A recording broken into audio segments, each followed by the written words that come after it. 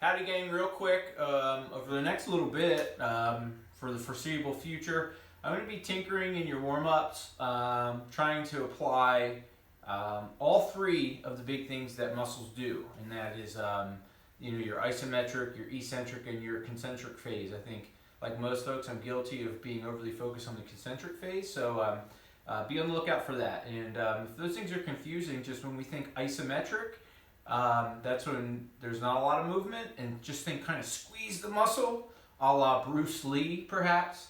When we think concentric, think that's your go button. You know, that's like the in the bottom of your squat. We want to go up, right? We want to do that one nice and explosive. And then the eccentric phase, typically we can think that's when the muscle's getting shortened under tension, but that's really not the case, because as one muscle's getting short, the other one's getting long, right? And the same thing can be said for the concentric phase, where that's where the muscle's getting short, right? That's not the case, because as one muscle gets short, the other one gets long, and it's kind of an interesting effect. So I actually like the term absorb for eccentric. So as we kind of go through these different drills, I'm going to try and do 4 each month.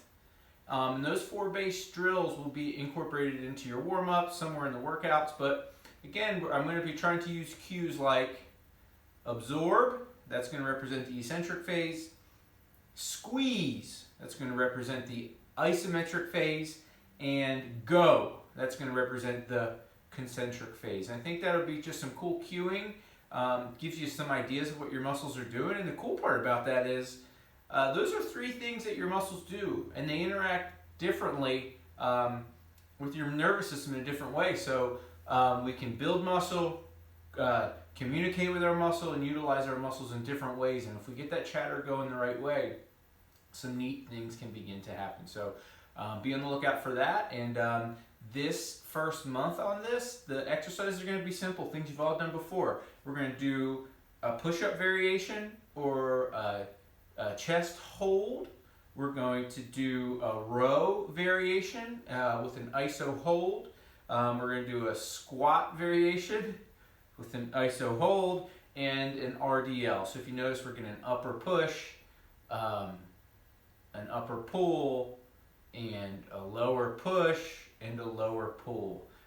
Some of the basics, and we're going to fine tune them. So hopefully you enjoy this little dive that we're going to take, and maybe if you enjoy these kind of snippets into what I'm thinking, and some thoughts on some exercise, strength and conditioning, I think it'd be fun to chat with you about. So any questions, ask, and let's get after it. Keep it up. You guys are kicking butt, and man, I have so much fun.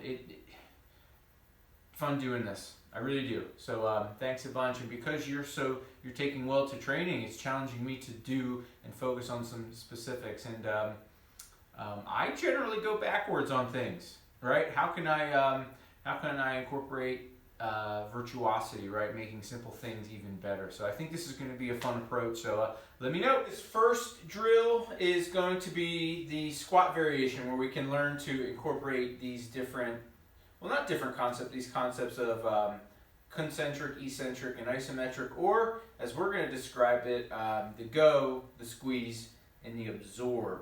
So I want to do this first one. We've all kind of jumped before, so we're going to get on a platform, and we're going to absorb or drop, squeeze in the bottom of the squat, and then come up as quick as we can. And here's what she looks like.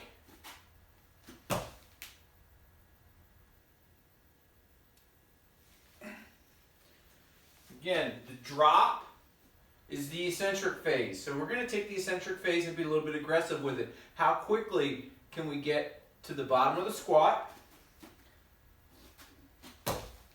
And think squeeze, squeeze everything you got, 5 seconds, and then go up. Boom. So we hit all phases. So we'll call them out one more time. Eccentric, drop, isometric, squeeze in the bottom, and then the concentric phase is the go button.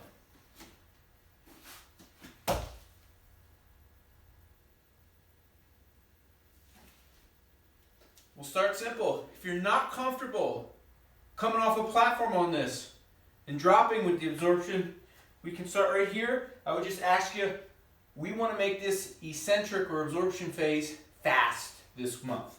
So how quick can you get down? I know we've done some tempo work, but in this warm-up, it's down quick. So it's down, squeeze, stop, and then up. Very cool. That's going to be our squat variation where we hit all our phases. Here's our upper push this week where we're going to emphasize this phase. Again, same as the squat. We're going to drop with some velocity. We're going to squeeze in the bottom and then hit the go button to get up. So here's what the push-up looks like. I'm going to come off of these kettlebells. You can do this off the floor, all right? But I really want to force that extra stretch in the chest. So you have the option to go from the floor as well.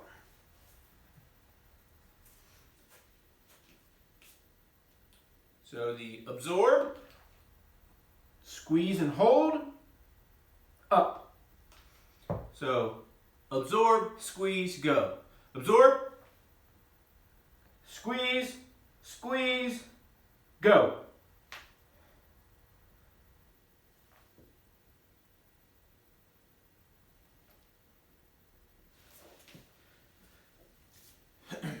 Again, under the squat rack or the row station today, same situation. We're going to eccentrically hold, we're going to absorb the force, we're going to squeeze and hold the body, and then we're going to hit the go button. So check it out in the row.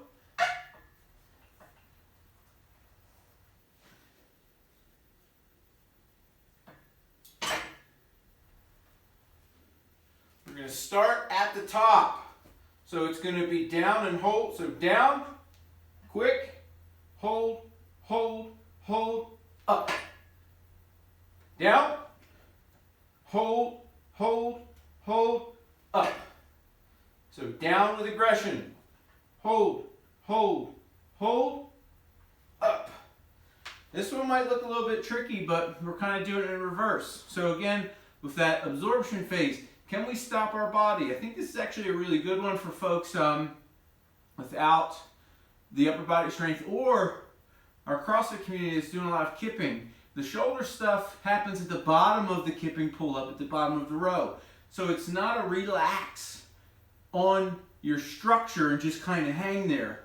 I want to see the shoulders back and down, holding that active shoulder girdle in the bottom position. Don't just relax and fall into it. You should have some effort keeping the shoulders active in that bottom position. So if you find yourself resting in here, kind of hanging off, it feels like a stretch, that's different than if it's active. In that same way that we feel we're holding that bottom position in the push-up variation we're doing of this, we want to hold that active shoulder. So think shoulders back and down, ears away from shoulders. And I think that'll be helpful. And our lower pull, you might think, well, how isn't the isometric already established with the bell in the bottom? Been in my setup. Well, with this RDL or this lower pull variation, we're going to start at the top, we're going to hover in the bottom, and then get that nice, that nice go phase, that concentric phase at the top, from the bottom, from the hold. So check it out. Always pick things up safe. So here I am, pick your leg. I don't want to kick my door. So check me out, RDL. So the eccentric phase. How aggressively can I absorb the force and get down to that bottom position? Don't smash your toe. So I'm here, boom. Hold, hold, hold. That's our squeeze and go. Boom. Reset. Again, stop the muscle. So down, absorb, hold, squeeze, tension, go. Woo! Getting that balance. Very nice. Here we go. One more time. And down. Absorb, absorb, absorb. Or squeeze, squeeze, squeeze. Go! Nice.